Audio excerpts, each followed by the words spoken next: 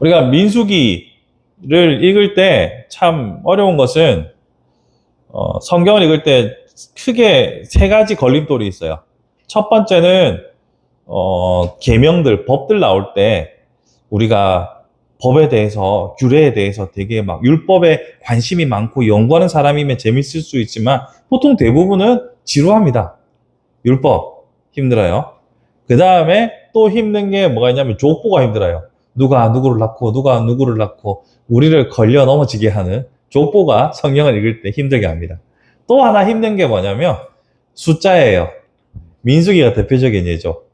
어떤 지파 몇 명, 어떤 지파 몇 명, 그래가지고 합계 몇 명, 이것만 하면 되는데, 여러분 읽진 않았지만 민수기 2장을 보시면 군대는 또 어떻게 구성을 하고 또 진은 어떻게 짜고 막 이런 틀들이 있어요. 이게 이때 당시에는 정말 중요하고 흥미로운 일이겠죠. 뭐 인사 이동, 인사 발령 기간에 어느 부서에 누구를 배치한다 이런 거는 엄청 흥미롭고 사람들 관심이 많이 가는 일일 수 있겠지만 막상 시간이 지나서 그 자료를 보는 인사에 별로 관련이 없는 사람은 엄청 지루한 문서가 되겠죠.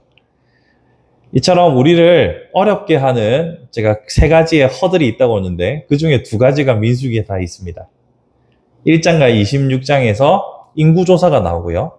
또 중간중간에 또 규례와 우리 저번에 삼손 이야기 할 때 했던 나실인에 대한 법도 또 여기 있고요.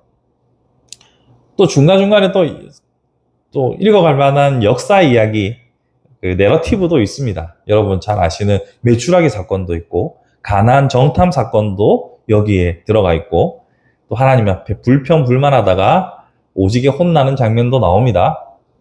그럼에도 불구하고 민수기는 처음부터 끝까지 시종일관 하나님의 신실하심을 잘 보여주는 책입니다.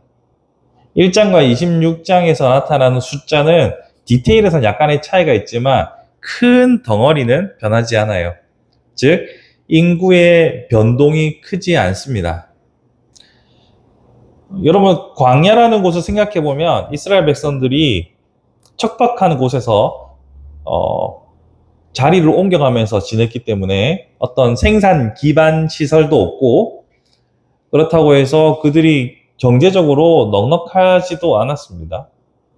그럼에도 불구하고 그들의 인구를 지켜나갈 수 있었던 것은 순전히 하나님의 은혜로밖에 설명할 수 없죠. 만나를 통해서 먹을 것을 해결해 주셨고 구름 기둥과 불 기둥으로 어떻게 보면 삶의 질을 높여주셨고 가끔씩 메추라기를 통해서 고기도 먹여주셨고 뭐 메추라기 먹을 때는 좋을 때는 아닙니다. 항상 문제가 있을 때긴 하지만 어쨌든 그들을 일관되게 지켜오셨던 하나님의 지속성, 향상성 그리고 신실하심을 잘 보여주는 책이라고 할 수 있어요. 특별히 제가 중간중간에 이 내러티브가 있다고 했잖아요. 근데 내러티브들, 이야기들이 좋은 게 별로 없어요. 다 어떤 사건, 불평, 불만, 말씀을, 규례를 어긴 것, 다 부정적인 일들이 거의 대부분을 차지한단 말이에요. 그럼에도 불구하고 하나님은 신실하게 그 약속을 지켜나가심을 우리는 볼 수 있습니다. 시간이 흘러도, 상황이 바뀌어도 변치 않으시는 일관된 하나님을 보여주는 거죠. 이런 모습을 통해서 우리가 따라가야 할, 우리가 목표로 삼아야 할 그 신의 성품을 다시 한번 발견합니다. 변하지 않는 것. 자, 근데 이 변하지 않는 것, 일관된 것이 인간의 차원에서 엄청 왜곡될 수 있다는 걸 우리는 한번 생각해 볼 필요가 있습니다. 나는 이런 사람이야 라고 말하면서 나는 일관되게 살아갔어 일평생 이렇게 말하면서 사실 아집과 고집으로 똘똘 뭉쳐있는 사람이 있을 수도 있습니다. 또 어떤 사람은 나는 한결같은 사람이야 라고 말하면서도 새로운 유혹들 앞에서 쉽게 넘어지는 사람의 유형도 있습니다. 자, 이 일관성이라는 것은 어떻게 보느냐에 따라서 참 누군가에게는 고집스럽게 비춰질 수 있고 누군가에게는 외골수로 보일 수도 있고 누군가에게는 가식으로 보일 수도 있고 참 어려운 문제입니다. 그러면 우리는 어떤 것이 진짜 일관성인 것인가에 대해서 한번 생각해 봐야 돼요. 여기서 제가 두 가지 상황에서 다 동일하게 보이는 것은 내가 아닌 타인이 나의 일관성을 어떻게 평가하는 것인가에 대한 이야기가 있었죠. 남들이 봤을 때 나는 일관되다고 생각하지만 고집불통이다라고 하는 경우도 있고, 나는 일관되다고 했지만 그거는 일관된 게 아니고 당신 가식이야 라고 하는 경우가 있다고 했죠.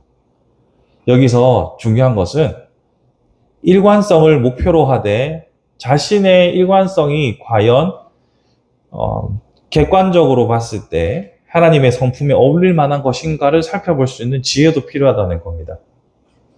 이런 것을 조금 있어 보이는 말로 하면 자기 객관화라고 할 수 있겠죠. 야, 이게 어렵습니다. 이게. 이스라엘 백성들이 민수기 안에서 보면 계속해서 불평불만할 때 다시 애굽으로 돌아가자라고 말하는 경우들도 있어요.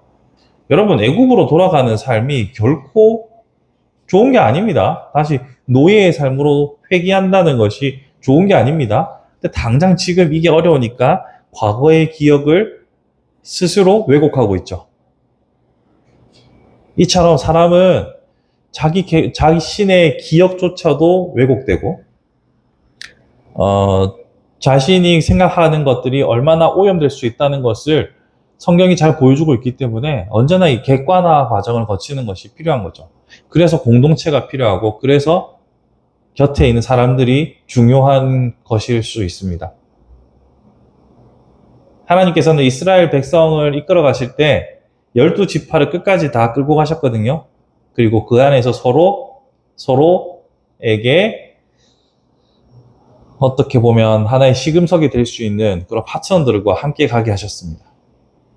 그런 의미에서 우리는 기억해야 합니다. 하나님께서 우리에게 원하시는 일관성이 무엇인지 스스로 살펴볼 뿐만 아니라 우리의 목표로 삼아야 돼요. 우리가 기도의 제목으로 삼아야 합니다. 하나님, 신의 성품에 참여하는 일관된 자가 되게 해주십시오라고 기도해야 합니다. 동시에 내가 언제든지 왜곡될 수 있기에 하나님, 내 곁에 좋은 신앙의 동지들을 허락해 주십시오. 기도해야 합니다. 신의 성품에 참여하도록 첫 번째. 두 번째, 같이 객관화할 수 있는 좋은 동지들을 달라고 기도해야 합니다. 세 번째로, 나의 듣는 귀를 열어달라고 기도해야 합니다. 아무리 옆에서 이건 어떨까, 이렇지 않을까 의견을 얘기한다고 해도 안 들으면 그만입니다. 속의 경일기가 되는 거죠. 세 번째는, 하나님, 내가 듣고 유연하게 판단하고 자신을 객관적으로 살필 수 있는 귀를 열어주십시오 라고 기도해야 합니다. 이걸 다른 말로 하면 지혜를 달라고 기도하는 것과 같습니다. 그러니 우리의 삶에서 신의 성품에 참여하기 위하여 하나님께 나의 개인적인 각오를 다지면서도, 또 동지를 구하면서도 동시에 귀를 열리게 해달라고 지혜를 구하는 것이 필요한 것이겠죠. 말씀을 정리해 보겠습니다. 민수기를 통해서 하나님께서는 일관되게 사랑하셨고, 일관되게 그들을 지켜주셨고, 변죽이 죽을 듯한 것은 단지 사람들이었습니다. 나도 그런 one of them이 되지 않도록, 그런 사람들이 되지 않도록 하나님께 하나님의 일관성을 내게도 허락해 주십시오. 나의 일관성을 함께 살펴줄 좋은 벗들을 허락해 주십시오. 그리고 내가 팔랑귀가 되라는 건 아니지만 듣는 귀를 허락해 주십시오. 이렇게 기도하면서 점점 더 하나님의 성품에 참여하는 자, 닮아가는 자가 되는 복락이 우리에게 있기를 바랍니다. 이번 한 주간도 여러분들 사람들과 소통하시면서 자기 객관화를 통해서 처음 하나님 앞에 다짐했던 아름다운 각오들이 일관되게 지켜지는 여러분의 인생이 2026년이 될 수 있기를 주님의 이름으로 축복합니다.